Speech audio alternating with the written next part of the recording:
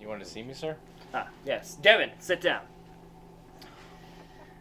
Devin, the reason I called you in here is because we're planning on giving you 2 shows. Now, one of them is being reviewed by the board, so we don't know what's the status on that yet. But one of them has already been approved. Really?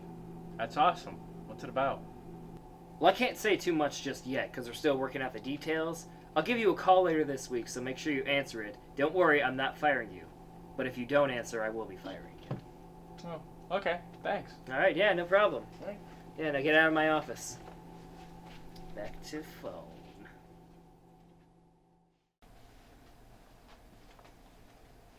Oh, wait. I need him to validate my parking.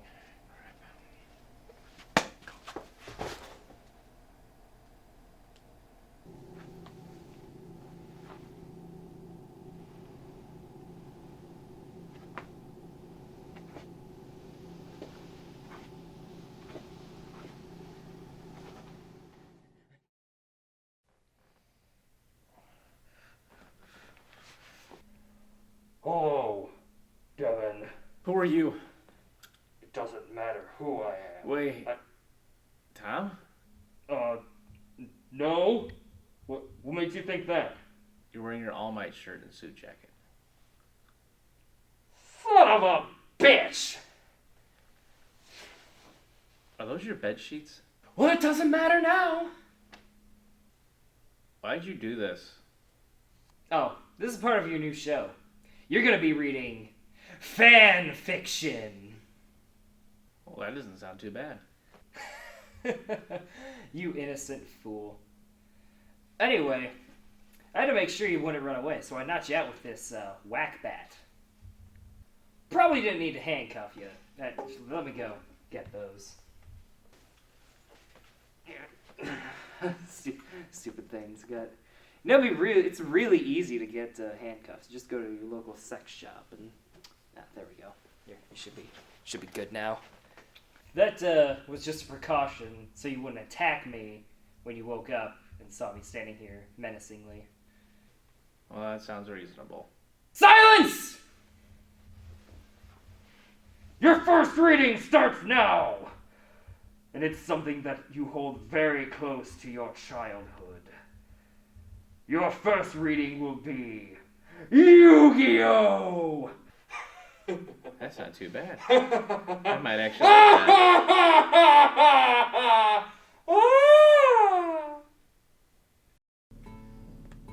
Alright, so I'm reading the fanfiction The Captive and the Cobra by the Queen of Plot Twists. You see, Little Lion, the solution to our problem is rather simple. He spoke it so casually with all the ease of someone well practiced in such activities. Those brilliant twilight eyes burned with a hunger so fierce, it nearly stopped Atem's heart. Bakura smiled, a cruel, serpentine smile. Let me fuck you! The Captive and the Cobra. Atem woke in darkness, a thick, hazy darkness. His world was blurred, but not by sleep. Against his back was not the yielding softness of a bed, but a hard, heartless wall. He shook the blurriness from his eyes and tried to focus. At first he could see nothing, but slowly his eyes adjusted to the shadows. Around him was nothing. He recognized vague outlines of walls and shapes. Was he in a house? Or a cave? The walls were more curved than straight. Where was he? Eyes crusty with sleep, he went to rub them, only to find he could not move his hands. His eyes snapped open, suddenly, wide awake, and the room cleared. He was sitting on a floor, his back pressed unyieldingly against a hard wall, and his hands were tied crudely to a wooden beam above his head. Panic settled in his gut, and he wrenched at his wrists, but the bindings would not budge. To his relief, it was not coarse rope holding him, but linen wraps. He swallowed a cry of pain and hissed loudly. It was then he noticed the linen wraps around his arms, encasing his upper thigh and lower leg, another around his torso. For the first time he noticed the tainted-wretched state of his Shantian tunic, the lack of gold decorations. He cried to call out, but a linen-wrapped silenced his screams. Realization struck him with the force of a tidal wave. Then it hit him, like two puzzle pieces snapping into place. He remembered. 2 months. It has been 2 months since Bakura was last seen, and 6 since he invaded the palace. It wasn't even trying anymore. Not really. His thefts, if you could even call them that, were nothing more than clues. Breadcrumbs, baiting, I don't know how to pronounce this word. He wasn't even trying anymore. Not really. His thefts, you could even call them that, were nothing more than clues. Breadcrumbs, baiting the Magi, and Prince like mice under the laughing smirk of the cat. The worst part was each one was a clue for him. Each message or heist code he knew. Only he, a Rem, could crack. It was an invitation. A game. A redamned beckoning. It was raw, Dan. Listen here. Come play it, Tam. Come and take back what I stole from you. Oh, that's right. You can't. Nothing pissed Tam off more than playing someone else's game. But he persisted. Every new heist, he was there to scrutinize even the smallest detail. Every new sitting, he himself led the pursuit and surveyed the landscape, lest the thief was in close proximity. Every new bit of information, every clue, every message, every piece left out of place. He was there to decipher, and he demanded nothing less. No one, not even, how do I pronounce that? Pura'a dared defy him. Mahad tried to speak to him. Mana begged. Isis scolded, and was promptly scolded in turn. His uncle raged and was ignored, and forced from his rooms by the doorkeepers. More than once the high priest demanded Pra order him to stop when he himself was ignored. Begged him to leave the hunt to himself and the Magi, but Pra refused. Even his father, who understood him in ways no one else could, or ever would express concern over Atem's obsession, but nothing the old king or anyone else said would deter him. Though it had been 6 months since the fateful night of the thief king had stolen whatever it had been stolen, Atem refused to speak of it. Not even his father knew what was taken from his son that was so dire as to warrant such a vehement pursuit. He knew his child. Knew he had his own determination. Knew he had his own determination and strong will and the fierce temper and stubborn heart of his late queen. My face. Whatever event had taken place between his son and his mysterious king of thieves, it was Atem's decision to make, and forcing him to stop would lead to nothing beneficial.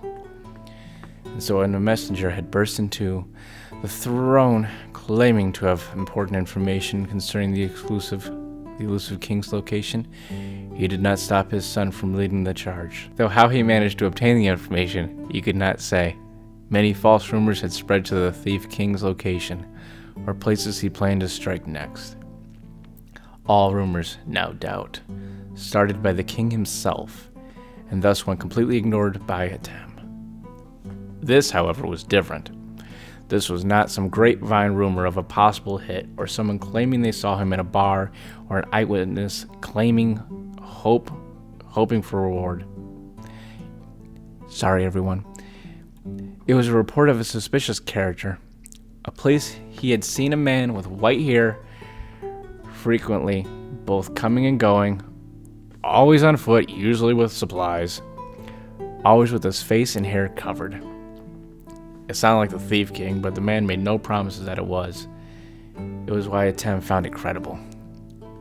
It was deep in the desert, near the notorious Valley of the Kings, where the winds were vicious, the sand was fierce, the heat was monstrous, and even the mountains themselves were like lions prowling for intruders. It was the perfect place for the Thief King to hide. Atem led the pursuit, the vehement outcry of the court, but his father allowed him, on the condition Karim and Shada accompany him. Atem agreed. It had been his first mistake. I with many. From there, the memories blended. He remembered the long journey, the shimmering flatlands, void of vegetation, and hazy dunes, the hot breeze like the heat from an open oven, the glaring heat of Ra bearing down on him. Warningly, he should have heeded it. He remembered the group approaching the supposed hideout only to find huge cliffs and barren flatlands. Remembered dismounting to search around the tall red rocks, the endless hills of flat red sand. That was the domain of Kemen's great guard. He remembered the ambush. He remembered the beefy, burly man who forced him from his horse and held a knife to his throat. Remembered the swarm of men like locusts attacking his men and priests. He remembered the screams, the battle cries, the shriek of metal on metal, the disgusting wet slop of metal on flesh, of skin opening and blood pooling. Remembered the beefy, burly men who grabbed him. I went over another sentence. I apologize. Remember the beefy, burly men who grabbed him, held a knife to his throat, the nauseating stench of sweat and blood and rotten meat rolling off of him. Heard the crunch of his nose and jaw when he slammed his head back into his face. Felt the force of it, the sting of the knife cutting skin, the hot sand scraping his skin as he rolled away, and heard the whining of his horse as she kicked and fought to defend him. Who died here? Do you know what's going on? No one knows what's going on, but they're listening to my sweet voice. Remember the terror when 4 of the men held Shada and Cream hostage with knives to their throat. The guilt when he saw the dead or unconscious Magi on the floor. Thought of their families, his father, Mahad and Mana, of Isis's tears. Remembered his horror when he reached for his dragon and could not hear his voice. Only his ferocious shrieks and screams as he fought and clawed against the bearer of his mind. But the more Atem reached for him and the harder he fought, the more the barrier held. It was then he remembered the burn on his shoulder when the men grabbed him. Remember the feel of the raised skin, the dark magic pouring for it. Listen. They didn't put an M. You need a in there from it, blocking him from the physical representation of his ba. I was saying, man, I got nothing. I guess ba like a sheep. Like a black sheep. Atem shuddered at the memory, guilt and grief and shame bubbling hot in his stomach and threatened to spill out his tears. But of pure shock and rage, he growled, furious and frustrated. Of course it had been a trap. They were slavers, not thieves, not bandits, and yet he had led them there. He had allowed himself to become obsessed, deranged in his pursuit of the man who called himself Thief King. And for what? His pride? His shame? Because he stole a kiss from him? Never in all his life had Atem felt so lost, so childish. By Ra, where were the others? Were they her? Were they here? Were they here? I'm retarded. He tried to think, to remember, then his memory snapped into place and his mind cleared. His men and comrades held captive, the barest trace of his magic still in his system. The slavers demanding his surrender. He remembered that final explosion, that final burst of magic through it all drained him. It was enough of a distraction for the Magi to act, to free the priest, for Atem to order them back to the palace, though he protested. He commanded them, and no one defied it. Kemen's crown prince. Hello, bats! Kemen's crown prince remembered drawing his blade and slashing the throat of one man and injuring another. I remember being struck from behind and rolling off the cliff. Remember grabbing the side, clinging for dear life, those his mind and body screamed. Then he saw it, the black sky, the flash of silver, the furious flash of Seth's fire, the crash of arrival, and fearless, ferocious cry of Diabond! Helical shockwave! He remembered the magnificent silver demon, raising like a monstrous guardian god from the mists and shadows, her terrible claws, lunging of the screamed bandits, cleaving them to pieces, but leaving the Magi and priests unscathed. Her fierce red eyes, blazing red with righteous fury, like the flames of a spitting cobra, and its living silver serpentine tail rose like the... I don't remember how to say this. Her fierce red eyes, blazing red with righteous fury, like the flames of the spitting cobra, and its living silver serpentine tail rose like the Oasis itself, spitting silver fire and venom. Atem remembered her, remembered every detail of her, though he'd only seen her once, and knew who and what she was. It was the last thing he saw before his body abandoned him, before his mind went hazy and his vision darkened and his fingers lost all their strength. He felt them slip through the rock, felt the nothingness of hair surrounding him, felt the consciousness leaving him.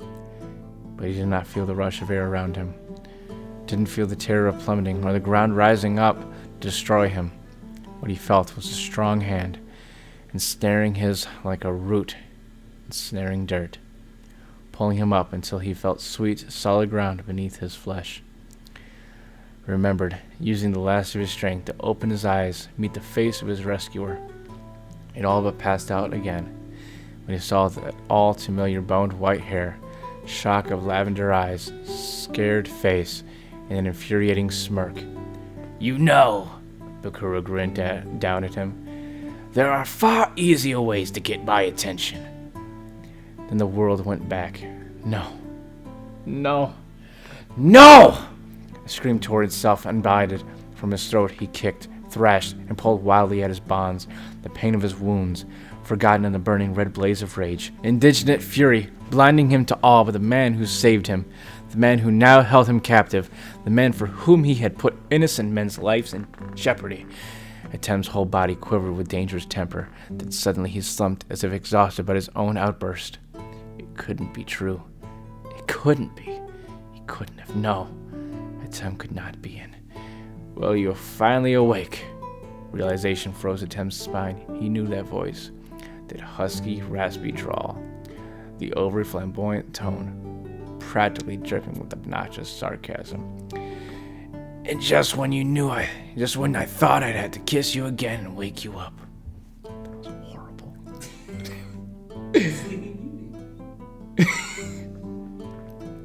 Atem's eyes shot to the source of the voice, crimson eyes widening in horror, as a figure emerged from the shadows, shattering the last fragment of hope that had been gone, that had been wrong.